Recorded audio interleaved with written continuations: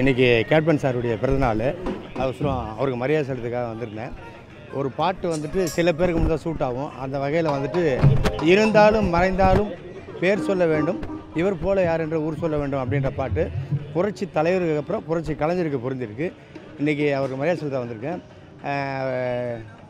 ஒரு சிறந்த தலைவரை உடைய பிறந்தநாள் இன்றைக்கி.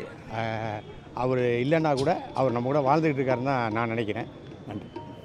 மாநாட்டில் விஜயகாந்த் அவர்கள் கூட விஜய் அவர்கள் பேசியிருந்தாரு. இந்த நிலையில் அவங்களுடைய தொண்டர்கள் வந்து விஜயகாந்த் அவர்களை தவறவிட்டோம், விஜயை தவறவிடக்கூடாது அப்படின்னு சொல்லிட்டு பேனர் வச்சுருந்தாங்க. பேனர் வச்சுருந்தாங்க.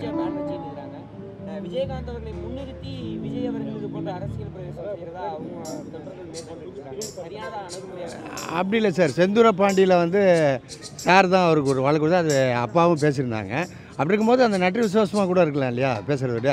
அவர் எங்கள் அண்ணாங்கிறாரு அதில் எதுவும் தவறு இல்லையா? விஜய் அவர்களுடைய பேச்சு சரி. ஆனால் விஜய் அவர்களுடைய தொண்டர்கள் என்ன பண்ணுறாங்கன்னா, விஜயகாந்த் அவர்களை இழந்துட்டோம், விஜய் அவர்களை இழந்துடக்கூடாது அப்படின்றத சொல்லி விஜயகாந்தை அவர்களை முன்னிறுத்தி அரசியல் செய்வது நாகரிகமானதாக நினைக்கிறீங்க? அப்படி அவர் அரசியல் பண்ணதான் எனக்கு தெரியல பாஸ். அப்படி அவர் அரசியல் பண்ணது தெரியல. இருக்கிற ஃபேக்டை பேசிக்கிறேன்.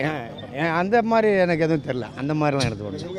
எங்களுக்கு வாரிசுகள் நிறையா இருக்காங்க. விஜயகாந்துக்கு வாரிசு நிறையா இருக்காங்க. அவருக்கு ஒரு கட்சி இருக்குது. அப்படி இருக்கும்போது விஜயகாந்த் பேரை சொல்லி விஜய் வந்து அரசியல் பண்ணக்கூடாது. இப்போ தாவேகாவும் கட்சி தானே புதுசாக ஆரம்பிச்சிருக்காங்க. தலைவரை பேரை சொல்லி இன்னும் அப்படி இல்லை சார். ஒருத்தர் ஒரு காலகட்டத்துக்கு இது பண்ணிக்கிறாங்க. அப்படிலாம் எனக்கு தோணல சார். அப்படிலாம் ஒன்றும் தோணல. ஓகே தான். விஜயகாந்த் அவர்களுடைய வெற்றிடத்தை விஜய் பூர்த்தி செய்வார் நினைக்கிறீங்களா? மக்கள் நினச்சா புரிச்சுவாங்க.